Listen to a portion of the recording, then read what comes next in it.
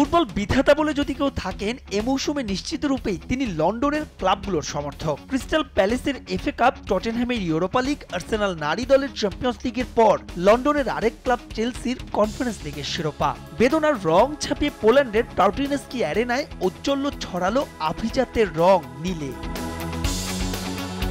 সমালোচকরা বলতেই পারেন, উয়েফার থার্ড গ্রেডের শিরোপা নিয়ে চেলসির মতো একটা ক্লাবের এতটা উচ্ছ্বাসের কি বা আছে? তবে পরিবর্তিত পরিস্থিতি কিংবা ইতিহাসের বিবেচনায় এই ট্রফির মূল্য মাপা যাবে না কোনো নীতিতেই। এ যেন দুঃসময়কে চপট আঘাত ব্লুদের। প্রথম ক্লাব হিসেবে উয়েফার সব মুকুটি মাথায় তোলার তৃপ্তি।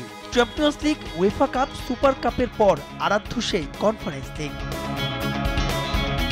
বিপরীতে বেতিসের কান্না ভেজা সুর। ইসকো, অ্যান্টনি, হেক্টর বেলোরিনদের অশ্রু ছুঁয়ে গেল গ্যালারিতেও। অথচ এই গল্পটাই ভিন্ন ছিল ম্যাচের 64 মিনিট পর্যন্ত।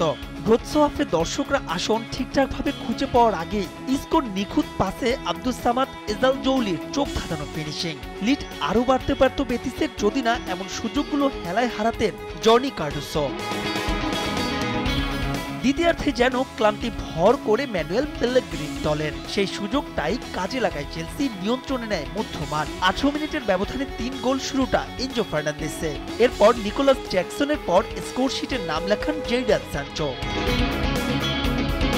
রিয়াল বেতিসের দুঃসময়ের গল্প এখানেই শেষ নয়। যোগ করার সময় ব্লুদের হয়ে হালিগোল পূর্ণ করেন মইসেস কাইসেরে, যা আবার কোনো ইকুয়েডরের ফুটবলারের ইউরোপিয়ান প্রতিযোগিতার ফাইনালে প্রথম গোল। ফলাফল 4 বছর পর কোনো ট্রফি জয়ের স্বাদ পেল চেলসি। ফিফা ক্লাব বিশ্বকাপ শুরুর আগে যা বাড়তি অনুপ্রাণিত করবে গোটা দলকে।